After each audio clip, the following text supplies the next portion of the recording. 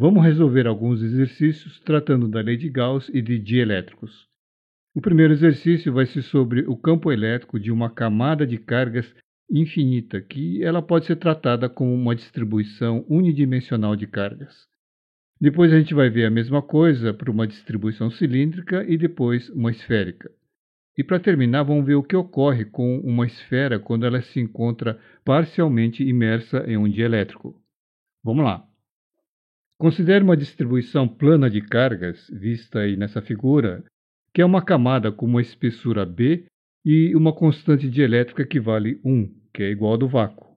O campo elétrico é nulo no lado esquerdo, ou seja, para x negativo, e para x positivo o campo é diferente de zero. Nessa camada, a densidade volumétrica de cargas ela varia linearmente com x, dado por βx, sendo β uma constante. Vamos ver como fica a diferença de potencial entre o ponto ou o plano em x igual a zero e em x igual a b, ou seja, entre as bordas dessa distribuição. Esse problema no desenho ele trata de uma distribuição como essa aqui, vista aqui em 3D. E vamos determinar a diferença de potencial entre a face que está em x igual a zero e em x igual a b. Essa diferença de potencial é dada por essa equação, e por isso a gente tem que conhecer o campo elétrico dessa distribuição. A gente tem a lei de Gauss, e numa distribuição plana e infinita como essa aqui, o campo vetorial vai ser orientado perpendicularmente à distribuição, ou seja, ao longo do eixo x. Então, para a superfície fechada, vamos pegar um cilindro com seu eixo paralelo ao eixo x, desse jeito aqui, visto em corte. O fluxo total vai ser o fluxo dessa parte da superfície que está em x menor que zero, mais o fluxo da lateral e mais o fluxo da tampa do lado direito. Essa primeira integral é zero, pois o campo na região é zero. Esse segundo também é zero, pois o campo é perpendicular à normal do elemento de área nessa superfície. E sobra apenas a tampa da direita, que vai dar a intensidade do campo vezes a área A dessa tampa, no caso circular. Portanto, o fluxo de toda a superfície fechada vai ser apenas Ex vezes A. A carga interna, a carga que está dentro do volume da superfície, ela tem uma densidade volumétrica dada por βx, sendo A dx o elemento de volume, e fazendo as contas, a gente obtém isso aqui.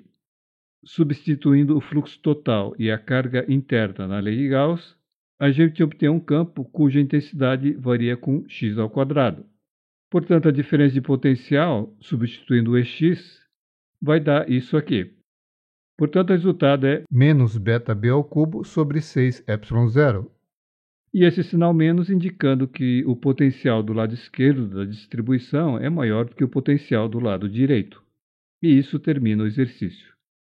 Vamos considerar uma distribuição cilíndrica e uma outra esférica, as duas com raio R, cuja densidade volumétrica de cargas ela varia conforme β sobre R, sendo β uma constante e o R a coordenada radial. Aqui um desenho em corte, que representa um corte tanto no cilindro ou numa esfera. E nesse meio a constante dielétrica é igual a 1, igual a do vácuo.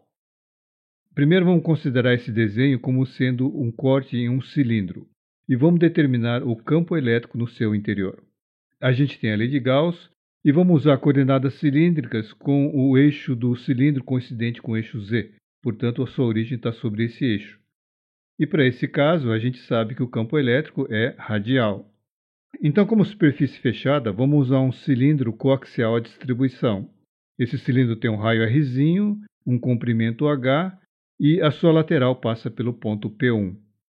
Vamos lembrar que em coordenadas cilíndricas, essa coordenada R é a distância do ponto ao eixo Z.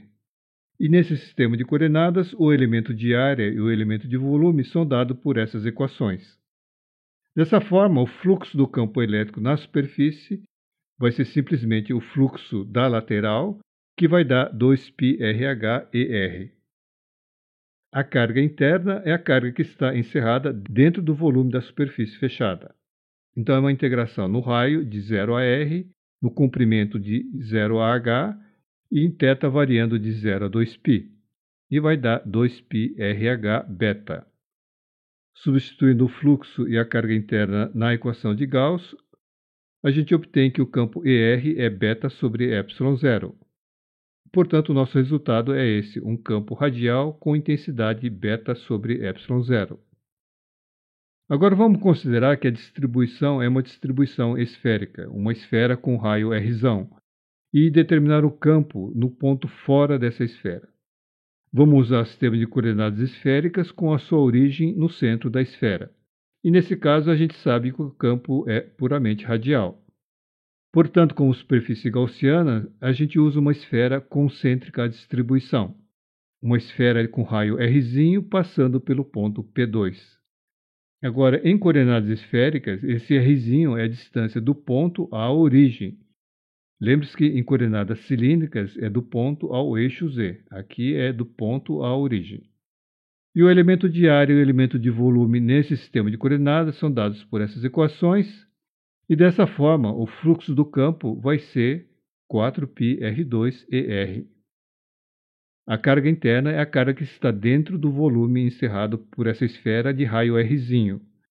Portanto, vai ser uma integração na coordenada radial de 0 a R, onde a distribuição é dada por beta sobre R, e depois do R até o R, numa região onde não existem cargas. Então, sobrevive apenas o primeiro termo, e resolvendo essa integral, a gente obtém 2π beta R ao quadrado. Substituindo o fluxo e a carga interna na equação de Gauss, a gente vai obter que a intensidade do campo é beta sobre 2ε0 R ao quadrado sobre R ao quadrado.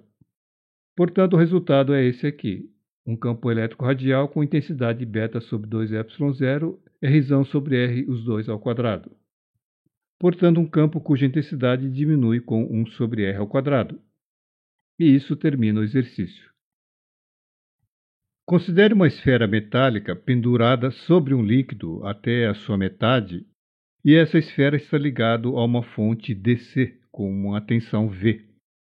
Na fonte, a parte aterrada, o potencial é nulo, e no polo quente o potencial é V. Portanto, o potencial na esfera vai ser esse V. Como a esfera está em dois meios diferentes, a capacitância de cada uma das partes com o terra vai ser diferente, e a gente vai ter uma distribuição não uniforme de cargas. Vai ser diferente na parte que está no dielétrico e na parte que está em vácuo. Mas vamos considerar que a constante dielétrica não seja muito diferente do valor em vácuo, e dessa forma a gente pode assumir que a densidade por toda a esfera, a densidade de cargas, ela vai ser uniforme. E vamos ainda desprezar os efeitos dos fios e da fonte. Primeiro vamos determinar o campo elétrico em um ponto tanto na região do vácuo quanto no dielétrico. Distribuição de cargas é uniforme, a gente tem o caso da esfera isolada, e nesse caso o potencial da esfera, se ela for V, ela vai ser dada por Kq0 sobre R, sendo Q0 a carga sobre a esfera, que vai ser VR sobre K. Vamos determinar o vetor de deslocamento D, que vai ser o mesmo nas duas regiões. E para facilitar, vamos usar coordenadas esféricas com a sua origem no centro da esfera. A gente sabe que o campo dessa distribuição, o campo D, vai ser simplesmente radial. Então a gente usa como superfície gaussiana uma esfera concêntrica à esfera metálica. O fluxo do vetor D vai dar 4πr ao quadrado dr. E a carga interna vai ser Q0. Substituindo o fluxo e a carga interna na equação de Gauss, a gente obtém que o dr é Q0 sobre 4πr ao quadrado. Por outro lado, a gente tem que o vetor D é ε0 vetor E. E dessa forma, o campo elétrico no ponto P vai ser um campo radial com magnitude 1 sobre ε0, Q0 sobre 4πr ao quadrado. Como a gente conhece o Q0, substituindo e simplificando, a gente obtém que o ER é VR sobre εr ao quadrado. Portanto, no ponto P1 que está no vácuo, a gente tem o ε igual a 1 e o campo elétrico vai ser simplesmente um campo elétrico radial com intensidade VR sobre R ao quadrado. E no ponto P2 que está no dielétrico, é exatamente esse campo VR sobre εr ao quadrado. Agora vamos ver como fica a densidade superficial de cargas de polarização, assim como a densidade volumétrica dessas cargas. Essas densidades são dadas por essas equações, sendo esse vetor P o vetor de polarização.